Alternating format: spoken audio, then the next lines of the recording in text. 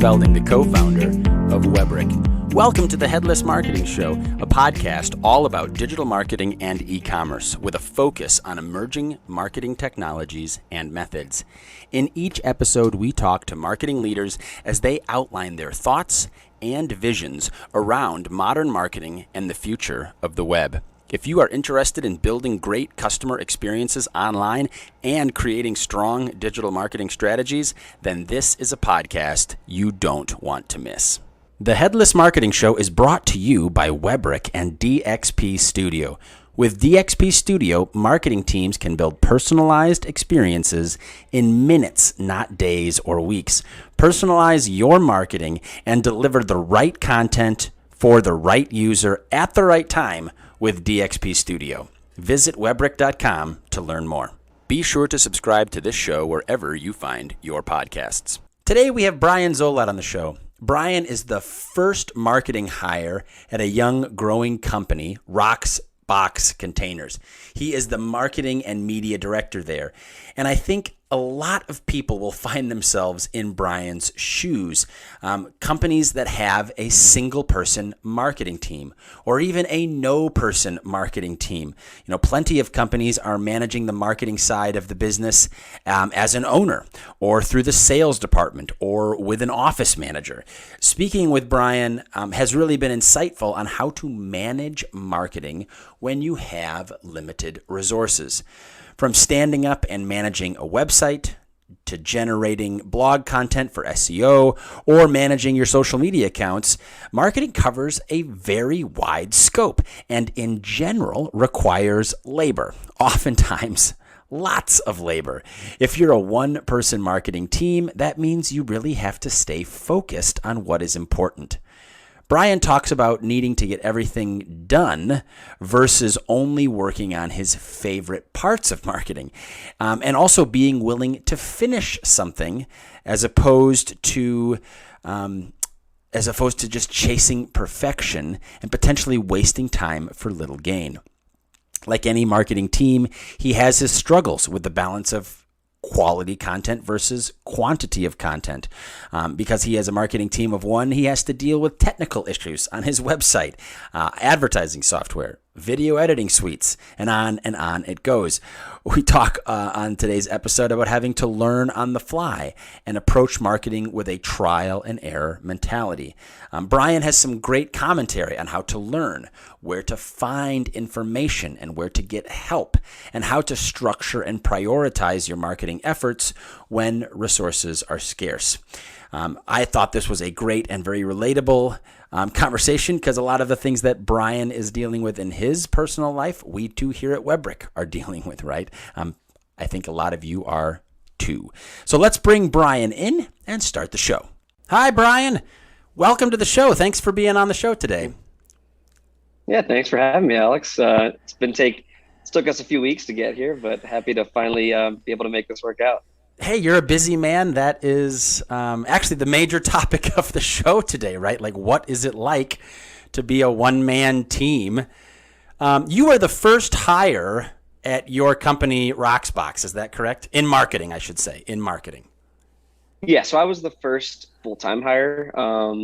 Before I joined, they had subcontracted a freelancer. So he was a designer. He was, the look and feel that if you visit the website or if you see the Roxbox logo, he gave it the look and feel. He did everything before me, and then ultimately they wanted to bring someone on full time. So yeah, I was the first full time hire. I had about 2 to 3 weeks working with him to get up to speed on everything he created. The graphics, the logo, the color scheme, the look and feel, the website, and then ultimately after those 3 weeks of training, it was on me moving forward. You were cut loose. So, yeah. And that's pretty typical, right? Like oftentimes a brand will hire a freelancer, and it sounds like, he wasn't really, the marketing department necessarily. He was really more about just establishing what the brand was, right? What it looked like and all that jazz. Was he very involved in the messaging and kind of the go-to market strategy, or was he just a designer? So he's a designer by trade. He's worked with tons of brands all throughout the country. He's actually still doing that today. And he definitely, just because of when he joined Roxbox and it was so early on, he, was a close friend of some of the guys here. So he was actually kind of like me, where had his hand in everything, messaging, branding, content.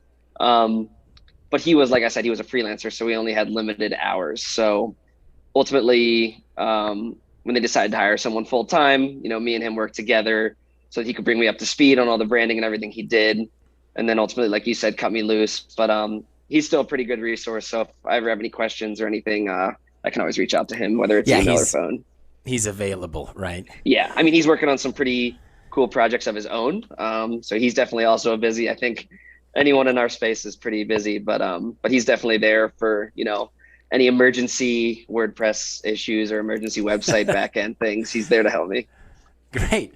Well, so, as a marketing team of one, and as kind of the first general hire at your company, what does life look like for you when you tackle all of the activities that modern marketing requires as a one-man band?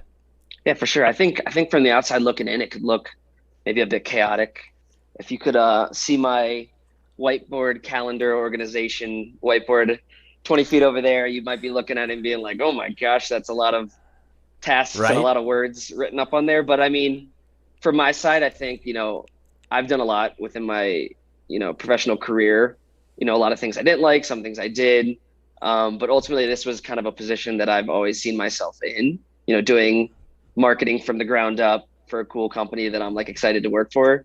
So for me, it's just like, it's super exciting. Everything is, I'm excited to get to work every day. There's a lot of things that are new, a lot of things that I do know already, but I think that just kind of adds to the challenge of being able to, successfully complete an entire marketing division's worth of work just by myself. So yeah, it might look a little chaotic on the outside, but for me, it's pretty organized and it's pretty exciting. Yeah. So how do you approach such a massive topic like marketing? And I mean, all of the do outs, all of the things, like what do you do to make your life manageable? For sure. I think, just history on me, I come from a photo, video kind of design background. So a lot of the more creative side is where I, excel and where I'm most confident in. Yeah. But then you enter a position like this and, there's the sexy creative side, but then you also have a lot of the other stuff. You got to write blogs, you got to reach out for PR, you got to reach out to local media. You got to do a lot of things that are just as, if not more important than, taking cool photos and filming fun videos. So right. For me, it's the most important is just time management and, creating a calendar for myself and for the rest of our team to know what I'm doing and when and how I'm doing it. So like I love doing the fun creative side, but it's really just creating this calendar to also know, what's most important and what's highest priority this week. And then, next week, a month out, maybe even 2 months out, just creating these, these calendars that prioritize, what's the most important for Roxbox in the near term and long term. So like I said, we talked about this earlier, for me, I would love to just be like, all right, today and tomorrow and next week, I'm going to just go out there and take cool photos of what we do. But in the end, I mean, photos are great, but there's stuff that's equally, if not more important than, photos. Right. Yeah. Well, and I talk to a lot of companies that are kind of in your transitional period, like where they're growing up and all that jazz and, beginning to hire marketing. Yep. And prioritization is so important, right? Like how do you go about developing your priority list? Is it a group effort? Is it something that you are doing yourself?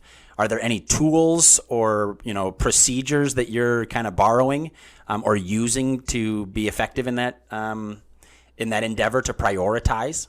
For sure. Yeah. So, like I said, I have my whiteboard. I have my own personal marketing calendar where I will set from a content and a social media standpoint. I'll set our calendar, what I think, this week, next week, it actually goes a month out, what I think is most important for us to push out to the public. And then every Tuesday or Wednesday, I sit down with our leadership team. So that's our chief growth officer, our chief operating officer, and our CEO, Anthony. And we just sit down and kind of talk about, all right, it's summer. What are some of the product lines we want to push out to the public now? What are some of the cool projects we're working on and wrapping up that we want the public to see? We also deal with a lot of, we're not like a product where we can at all the times just take cool photos and go, we have long lead times for a lot of these projects, right? And some of our customers don't want us, necessarily putting out some information about a project that they didn't get to release themselves yet either. So we also have to be careful of exactly what we're pushing out, not to, breach any contracts or anything. So for me, like I said, it's me making a calendar of what I think is best, and then sitting around this conference table I'm sitting at right now and working with our team to really dial in that plan. Yeah, for sure. Yeah. And then you mentioned you do a lot of scheduling. Do you use like just an Excel sheet? Are you doing it on a whiteboard, or are you using like an app? For sure. So I'm very visual. So for me, my personal is definitely that whiteboard, right? For myself, it's up there. I love the feeling of physically scratching something off of a to-do list. But yeah, for our actual team, we have our Google shared doc spreadsheet, which is just my calendar. Works where we at right now. It works perfect for us. And then for the actual operations side, so for more of the project management side, they're using Trello. So for sure. Yeah. Yes. So for me, like another big task within marketing that I do is a lot of our slide decks. Since I'm the actual one that designed the look and feel of the slide decks. So a lot of our ROMs and our first introductions to customers, those are me as well. So to organize that whole side of the thing, it's all Trello. So, just seeing which customers are in that first phase of learning about Roxbox, seeing what we can do for them. I'm using Trello, working alongside my chief growth officer to organize a lot of the introductory slide decks and ROMs. So you're also getting involved like directly in the sales cycle then? For sure. Yeah. So sales, with where we're at in Roxbox, sales and marketing are hand in hand. Well, and they shouldn't stop being hand. Actually, that's for sure. Like how have you found working with sales to be beneficial? Because, I think it's a major part of what marketing needs, right? Like, not just, like you said, like the pretty photos, the design, but how do we effectively make all of our marketing efforts drive pipeline, right? Like, which is what sales is doing, right? So have you found that to be really beneficial working with the sales team? Oh, for sure. I mean, like you said, I can do all these cool videos. I can take all these pretty pictures. I can make the website look cool and all this stuff from a design and creative standpoint. But if I didn't have these weekly meetings with the sales team, I really had no clue of what I'm doing is working, right? So I'm running a lot of AdWords campaigns and I'm doing some social media advertising. And yeah, I can see a lot of the conversions and, the impressions that I'm making. But if I don't talk to sales weekly and be like, all right, how are your leads? Are a lot coming in? Which of our specific products have you received a lot of leads in? And ultimately, are they valuable leads that are actually leading to, further conversation? If it wasn't for that, then I would just simply be sitting at my desk, just pushing out content, but not having a clue, is the correct audience seeing it? And is anyone actually even seeing it? Right. And is it working for the sales team? Cause that's really what matters the most. Is I think a lot of people can get drunk on the marketing Kool-Aid, and forget that, hey, if we're not driving pipeline and we're not creating revenue, what are we doing? Yeah. And we talked about this too, is that, with a product like ours, where, it's a longer term project, it's a bigger project, so it's easy to push out content and get a lot of eyes on it. But for us, it's important to get the right eyes, someone who's going to want to spend the money on a shipping container modification. I can get 10,000 people on Instagram to look at this cool project we're working on, which is awesome. The more people, the better. But you ultimately want to make sure you're getting the right eyes, people that are definitely interested in pursuing a project when it comes to shipping containers. So that's a big thing, is making sure not only am I getting a lot of people, a lot of eyes on our content, but ultimately the right people that, are interested in moving down this path. Yeah. Well, and, what you've alluded to is like what I'm always hearing myself say as well, right? Is like, we can get lost in the vanity metrics of total impressions and likes and, which I get, right? The dopamine is immediate, right? Like we got 10,000 people. Like how cool is that? But if you don't get any inquiry, there's no intent behind that. What's the point, right? We have done some awareness, which has its value, but it's really hard, especially when you're a marketing team of one, to kind of get sucked into that side of marketing, because you're a marketing team of one, right? And Exactly. Marketing's head is on the chopping block all the time, right? Like Exactly. it's not the same thing as sales, which is but I mean highly tied to sales. Well, so like, what are some of the pros and cons of being a one-person marketing team? Yeah, I'd say, I mean, pros are you kind of have the freedom, whether that's creatively or just anything when it comes to process improvements. I have the freedom to really implement whatever I want myself, right? So if I come in today and I think a project outside is real cool, and they're doing some cool work, I have the freedom to pick up my camera, set up my gear, go out and film whatever I want. I can, come onto my computer, run a campaign, create a new advertising campaign. I can make updates to the website, pretty much, whatever I think is best that day. I mean, as long as I get the okay from our management, then I'm good to go and run with it. And then for me, like so far, I mean, I'm absolutely loving everything. So I think the pros far outweigh the cons. I would say a con for me, and I think a lot of people in my position would agree, is just when you're a team of one, you don't have as many eyes on your work at all times. So like, if I have a question, whether it's, something on Adobe Premiere, if I'm editing a video, or if I have a Google AdWords specific question, there's, you don't have a full team to offer advice, back and forth. So, like a lot of people in the creative space, YouTube and Google is your best friend. So, I mean, like I said, not many cons I can truly think of besides, just having a lot of those resources within a marketing team that you can just bounce ideas back and forth off of. Yeah, like there's the obvious cons of like, there's a 24 hours in a day, and there's 5 working days a week, and there's one of you, right? I mean, you can't be everywhere at once. Exactly. So which goes back to prioritization. Exactly. And figuring out what's important, so that you're not putting time into, because that's, a major, that one's an obvious con, right? We can almost like ignore that one.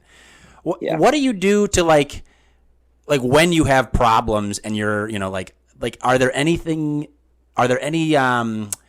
simple resources that you've found to kind of augment your knowledge base? Because that's also, kind of a clear con, is like, you're one person, so your skill set is limited, your abilities are limited, but you still have to cover, social channels, advertising channels, SEO. Sure. You have to talk about, content strategy. I mean, like, what do you do to maybe help build out your abilities? Is there any resources that you use? For sure. I think it's in terms of like resources I use for questions or to improve my skills, I think it's more of just segmented to like, what am I specifically working on? So if it's like marketing strategy, or growth, I can always just go to our chief growth officer. He's got tons of experience in the marketing world. But if it's something more technical, like, Adobe Premiere Pro, if I'm editing a video, I have friends who have been doing it for years. I know some of the best YouTube channels that you can go to. Google, obviously, is Google. And then if it's, like WordPress or something to do with the website, I know I have Toro, who's was the guy in the beginning I talked about, who actually designed the website. So like I said, there's no one resource or one channel I'll consistently go to.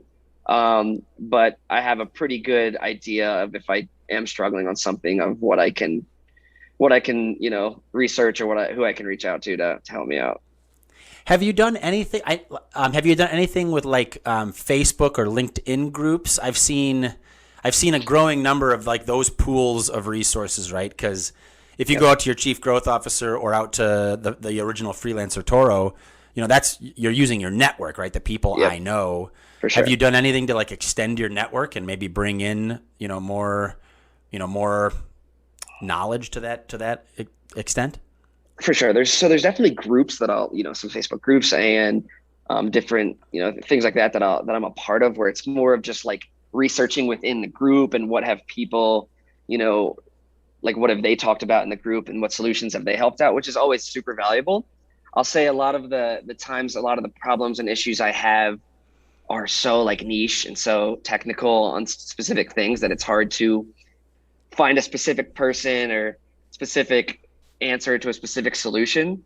So for me, a lot of the time it's really like working with my current network I have to like first ask the question, like, what do you think? And if they have an answer or not, I can ultimately then go online, go on YouTube and really narrow it down to exactly what I'm doing. And then ultimately, I think a lot of the times we talked about this when it comes to WordPress, it's trial and error, right? So it's a lot of personal trial and error. So it's, starting with people in my network, if they can't help or a lot of the times they'll shoot me to someone they know. So like you said, it's a lot of digital virtual groups. A lot of mine are just like personal friends and networks that just kind of stream out from there. And then I'll go to YouTube, I'll go to Google, I'll go to the Reddits if I have to.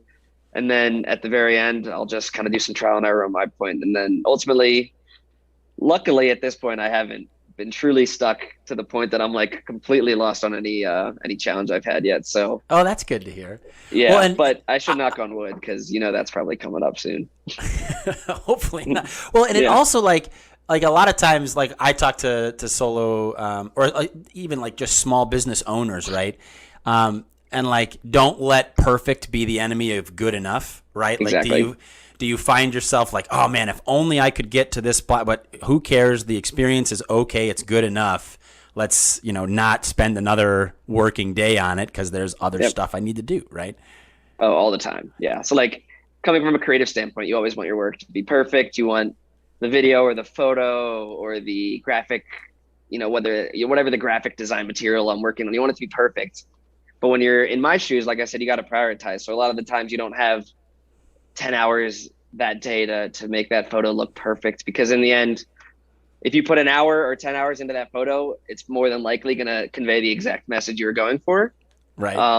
And when you're doing, 10 things at once, good enough it's not something that in my personal work, I've always, lived by that good enough, aspect of marketing, but it's definitely something I'm learning and something where when I'm a one-man team that I'm getting better at. So like, we talked about ultimately just, it's something I talk about with our chief growth officer all the time, is just, the balance of quantity versus quality, right? So quantity is important, quality is important. So it's just finding that happy medium of high quality and high quality and just making it work. Well, and it's a never-ending equation, right? Like you're,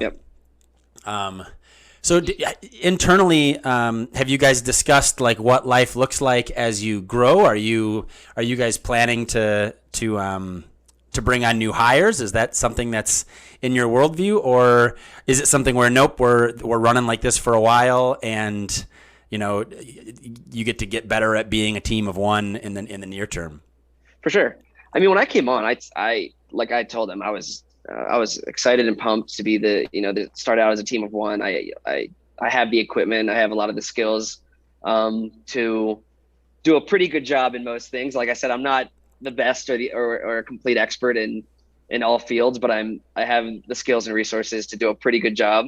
And where we're at right now is we're growing insanely fast, just rapidly. So a lot of our focus right now is actually on growing our manufacturing and shop teams, right? So so we need more people out in the shop to ultimately, like, myself and our sales team, we're bringing a lot of these customers and clients in. So we just need to make sure we have the capabilities out there in the shop to be able to build all of these modifications and builds. So I'm sure in the future we'll bring more people on to our marketing and sales team. But right now, from a marketing standpoint, I'm pretty happy, and I think we're doing a pretty good job at if you're outpacing delivery, that's exactly all you can ask for. That's all you can ask for, right? Yep. So right now, like I said, our production's, it's going well. We're on a good pace, but we have a lot of big projects coming on in the future. So it's just, like I said, like similar to marketing, you got to prioritize where you got to increase your staff. So right now it's just with a lot of these big projects coming in, we got to make sure we have the manpower out there to build them. So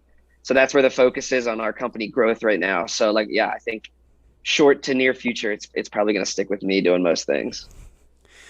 Well, so we talked about like how you have to be well connected to sales. Do you get with operations at all and try to tell the story of what what goes into building your product as part of your marketing story?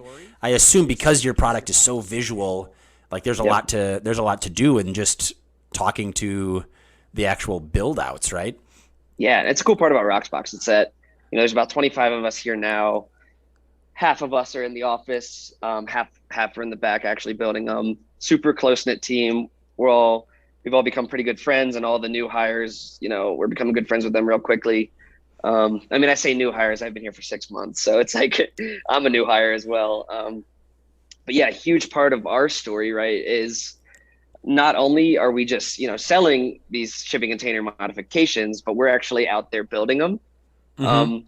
So some others in the industry maybe outsource that task or have a third party that actually do the building, whereas we have a 30,000 square foot warehouse with some incredible craftsmen in the industry, some of the best when it comes to actually modifying a shipping container. So being able to tell that story and like show the customer firsthand that if our team wants to walk 15 feet out to the shop and actually look at what they're building, they can do that. So that's huge. It's a big part of what I'm slowly transitioning into, is adding a page on our website that talks about, the guys out in the shop. There's guys and girls out there in the shop, showing them the facility, showing them actually getting their hands dirty, and, just showing the expertise that we have on our staff. So that's a big part that I'm working on. Like I said, it takes some time to actually tell that story and really promote it. So finding an equal balance of content when it comes to our products and content of actually showing our process is huge for us. Yeah, you had mentioned, so you like building out and changing a website as a single person marketer.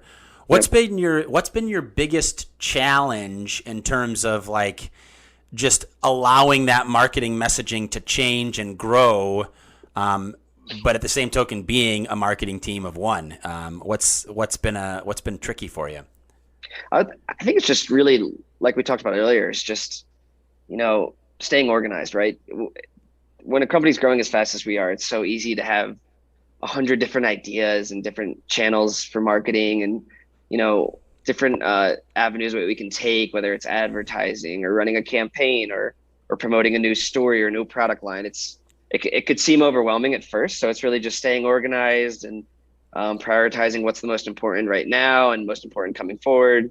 Just keeping that calendar, keeping your time management, just making sure you have a set plan and just kind of sticking to it. Things are changing every day here. So like I said, I have that calendar, but a lot of times, kind of blows up in my face when something else arises. But yeah, so I think it's just, like I said, just staying organized, keeping your priorities straight that really are, like, for me, the most important thing on a day-to-day basis. Like I said, it's so easy to get sidetracked or want to move in a different direction, but ultimately just gotta keep our heads straight and keep moving forward. Yeah. Do you have a mantra or something that you use to kind of, because I know myself, right? Like I gravitate to the stuff I like to do versus the stuff I have to do. Is there anything that you do to like kind of keep your feet on the ground and to task, or is it really just opening up that calendar every day and reminding yourself, oh, I told myself I have to do this. It's Wednesday. It's due. Like. For sure. I think, like I said, the calendar is extremely important. I have a checklist every day of like every single thing that I have my hands in or task that I'm involved in. I have a checklist written down, like 1 through 40 of like things I'm involved in. And every single morning, first thing I'll do is I'll go through all 30 or 40. I actually don't even know the right number. It's over there. And I'll just go through each of them and be like, all right, what today can I work on in this? What's important? And that way, small things like our Google business account, right? Like it'd be easy to just forget and overlook that, or something small like, PR outreach, which is not small at all, but it's easy to kind of, forget. Oh, I should, reach out. We have a new product line. I want to reach out to some PR, form some connections with a lot of local media. It's easy to skip over things like that. So if I just have this checklist every day where it's just like, media outreach, all right, today, what can I do that can benefit Roxbox in terms of media, in terms of Google business page, in terms of our website, in terms of our social media. So it's just, like I said, it's knowing what my tasks are and just making sure I don't, leave any in the dust. Yeah, for sure. Right. Yeah. Well, so a question I've been curious to know is like, this show is all about content management. Like, Yep. how do you as a single person marketing team, how do you go about tackling your content marketing, managing your website, and even getting to understand your SEO footprint? Are there any, tools that you're using to help you? Yep. Or are you just kind of, slowly trial by error figuring everything out in kind of a hack and slash way? For sure. I mean, I came in with a little bit of knowledge on SEO and a lot of areas in that field, but I'm in no way going to say I'm an expert in any of them. So for me, yeah, it's been a lot of trial and error, a lot of, the more content I push out and the more, blogs and work I do on the website and, keyword research I do, the better off we're going to be. I actually, before I started in like a creative marketing position, I was kind of in a data visualization position. So worked with a lot of data. So I'm pretty good on that standpoint of like actually tracking our SEO and tracking our users and our impressions and our conversions. So I can visually see how we're doing, which ultimately can help a lot for me on the side of, all right, well, what can I improve on? Now, a lot of situations, it's, all right, well, I want to improve our SEO, but I don't, necessarily have the knowledge or skills to do so. But that's the cool part about this job is, I know I have the photo and video. I know I have the design work, a lot of the, stuff in Adobe Suite, or whether that's, writing blogs. I know I can do all that. So a lot of the time I can spend a few hours after work just fully focused on, SEO improvements, or maybe, improvements to our website when it comes to WordPress, just stuff like that is really where I can spend some of my free time working on my own skills. For folks that are listening, like, what's been a good place for you to hone that craft? Is there a particular website that you find useful, or is it again all over the board and just kind of? I mean, if you Google how do I do SEO, holy crap, right? I mean, exactly. Yep. Too many choices. Yep. Like, how do you find value? What's worked for you, and what are you doing today to be successful in that endeavor? For sure. And I think the most important thing for us right now is, as of right now, our whole plan is working pretty well. We're growing really fast. We have a lot of clients that are interested. So it's not like I'm at any point feeling like I'm behind the ball just yet. As the head of marketing here, I would love to be an SEO expert, and I would love to have all these things. But like, as of right now, we have a pretty good, strong, comfortable plan in motion, but you're always looking to grow. So I'm always trying to stay ahead of the ball on a lot of that. So for me, it's, like I said, first and foremost, a lot of people in my network, even people like you who I didn't know 2 months ago, but just our conversation, the one day we first met, that even helped me out, right? It kind of pointed me in a few good directions. So yeah, it's just people in my network first and foremost that can ultimately kind of point me in a direction online. And then, yeah, I've been using a ton of Google, ton of YouTube, but ultimately making sure they're not, just YouTube channels that are trying to get clicks, making their, right. Channels that are actually here to help. So I found a few good ones that I'm loving, and I'll be happy to share them with you after our call and send them along to your viewers. Yeah, I'll put them in the show notes. That would be great to for sure. Just, to share that information. But yeah, again, it's hard to like find like one avenue of like, all right, this is my, I'm going to take this course and be the SEO expert. There's really no way to do it. There's just infinite knowledge out there on the internet. It's just trying to find the ones that are valuable and kind of relevant to the work I'm doing. Well, and from like an outsider's perspective of Roxbox, my intuition is that you guys have done a very good job of owning your niche, right? You're not trying to be everything. Yep. I mean, you have an entire section of your website devoted to your Rox Box Containers for crypto mining. I mean, that is very niche, right? Like, yep. And that helps you cut through and actually achieve page rank. Yep. Because you're not trying to be a one size fits all. We do all shipping containers for anybody that's possibly interested in a shipping container. You're very focused on specifics, which, makes your life a lot easier, right? For sure. Like, we know what we're good at. We do have the ability just up front to, like, if somebody has majority of our builds are fully custom. So if somebody wants to build something out of a shipping container, we can do it. But kind of like you said, from a SEO and marketing standpoint, it's kind of hard to market as the shipping container gurus, right? In all sense, which we do think we are, but if you want to get a lot of the keyword and capture a lot of the SEO audience, you have to really nail a lot of the keywords that you think people are going to be searching for. So some of our most successful ads are when I'm really narrowing down our keywords to, shipping container bar or food trailer mobile. Maybe it's not just a container, but it's somebody who's like, I want to build a restaurant that is small, has a small footprint, easy to deal with permitting, but I can also move it. So like they might in their head not be thinking shipping containers necessarily, but they're thinking, mobile restaurant or mobile small restaurant or something in that sense. So like narrowing into those keywords and really trying to think of like the mind of a customer that was trying to think of a mobile restaurant is pretty important for us. So like, I have a few AdWord campaigns going right now that I've been doing a lot of like A/B testing and a lot of keyword testing. And I finally feel like I'm starting to master how to truly capture a lot of these customers looking for something so niche like we build. And we're starting to really get it. And testing, right? Like testing, you're not, right? That's so important. And that's got to be fairly time consuming for a one person band because testing you can't just do that in an afternoon. Like you have to make sure to check back in. And if you forget, all of a sudden another week has gone by and the ad's still running and oh my gosh, it was terrible performance. Right. So, Yep. So it's a funny thing, right? Because we do pride ourselves in being able to do almost anything in the shipping container space, but you also have to make sure you're capturing the right people who are looking for a project like this. And sometimes it's people that don't even know they're looking for a shipping container project, right? But they know they're looking for something specific, right? And it's that specificity that helps you, whether it's a Google campaign, a Facebook ad, or just SEO, right? I mean, is knowing your lane. Yep. So a big thing for us is like, we have our Helios line of solar powered, 100% off grid containers, refrigerators, freezers, ice makers, and generators, which are transforming, cold storage and power generation. And it's how can I get that product in front of people that don't even know this product exists? You know what I mean? Right. I'm looking for refrigeration. I don't necessarily think of shipping container.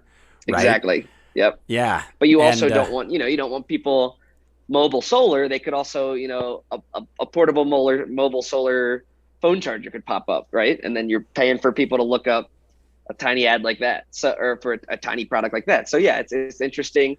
And like I said, it's just a ton of trial and error of just trying to find the right process and strategies to get to the right people. Well, what's your best channel right now? I mean, are you an advertising driven company, or is it more of your like organic social, or is SEO the biggest contributor to your marketing and sales growth? For sure. I think the three biggest for us, I kind of have metrics that show they're pretty all neck and neck. Word of mouth is huge. In an industry like this, word of mouth is obviously going to be big. If we do, man, where'd you get that shipping container? That thing's cool. Yeah. That thing's cool, right? We've done a cool build for Adidas, or we've done some cool builds for breweries. And for example, breweries are pretty tight knit communities. So they're going to see a brewery with a shipping container bar and they're going to want a shipping container bar. So that's a big one. Organic search is pretty big for us as well. People just happen to be looking for shipping container modifications. And then AdWords, our paid searches are pretty big as well. So those three for me are our biggest three channels. I'm definitely also working on our socials, social and email. They're a bit more challenging when it comes, a lot of people think, we have really cool products, but it's just kind of targeting the right audience when it comes to socials and email. So those four channels are the ones that I'm focusing on right now. Yeah. Well, and having been on your website and your visuals are stunning. Like it could be very easy to go and, build a huge Instagram following, but to what end, right? Like would it actually, and tracking it is hard, right? Like really hard. So then you have to. Yeah. Oh, my bad. Didn't mean to interrupt you there. Well, no, but so awareness campaigns are great, but then selling it back to ownership and saying, look, I spent X number of hours on getting us, 1,000 more followers on Instagram, but where's the revenue, right? Like, it's way harder to do. And so I think that kind of marketing activity has merit, but probably, not at your current stage, right? You still have to be very pipeline focused because you're not a marketing team of 22, you're a marketing team of 1, right? Like you for sure. And the cool thing with socials and that avenue of, photo and video content is kind of our products kind of sell themselves. There's some cool factor about shipping containers that you almost can't explain, but like if you're at a brewery and you go to the beer garden and there's a big shipping container bar, there's just something that draws the attention. It's eye catching. It's cool. It's modern. So a lot of the time, like I don't even have to really do too much effort. Like our product's going to sell itself when I push it on, LinkedIn or Instagram or Facebook. So I'm at a lucky point, as a one-man team where the product's really doing a lot of the work and I'm just kind of taking pretty pictures and posting them, Yeah. Yeah. Well, hey, as we kind of are wrapping up today, like for folks listening that find themselves very much in your shoes, right? Maybe they're a young company, they're an owner, or they're thinking about starting a company, or they're the first marketing hire. Like what's your main key piece of advice for folks that are, working with a limited marketing team to be as successful as possible in their marketing activities? I mean, I think first and foremost, it's staying calm and organized. When it comes to marketing, I think I always say is there's no like end to my job. At the end of the day, it's never like, all right, done everything I wanted to get done. There's always something I could be doing, right? I could always be posting something new, writing a new story, writing a new blog, reaching out to a bigger network. So, just staying organized, prioritizing the important tasks for your company and your team. That's super important. I think it's also extremely important to always stay hungry, to like want to learn and grow. Like in my head, I think I'm like, pretty good at photo and video, but I'm nothing. In the grand scheme, there's infinite more knowledge. In the skill set I'm most confident in, there's endless knowledge and skills for me still to grow in. And then, I do 10 other tasks. So it's just staying hungry. And if you ever have some free time, just log on to YouTube, log on to Google, reach out to a friend and just learn a new skill set. So that's always important. And then it's just, just finding a team and an industry and a product that you're kind of passionate about. So I love the people here. I love what we're doing, the direction we're headed. So it kind of makes work fun. It's not, it makes it worth digging into it, right? Yeah. There's not much to complain about, right? If I didn't enjoy it, I wouldn't be spending as many hours here as I would be, but kind of love it. I love being here. So it makes it easy. Well, killer. Well, I thank you so much for being on the show today. I look forward to sharing in the show notes some of the resources that you're using on a day-to-day basis to augment your just your knowledge base. For sure. But I had a lot of fun talking with you today, Brian. Thanks for coming on. Yeah, this was extremely fun. I'm sure we'll still be in touch with a lot of your web knowledge. I'm sure you'll be, like I said, expand your network. So whether or not you want to hear from me again, I might be reaching out. Thanks for listening to the Headless Marketing Show. Be sure to keep coming back for more episodes and discussions with marketing leaders where we talk about e-commerce, digital marketing, and all things related to the web. Remember to subscribe to the Headless Marketing Show on iTunes, Spotify, or wherever you find and listen to your podcasts. Quick shout out to our sponsor, Webrick, by which all of this is made possible. If you are looking for a website, go check out webrick.com. And that's the show, folks. Thank you very much for listening.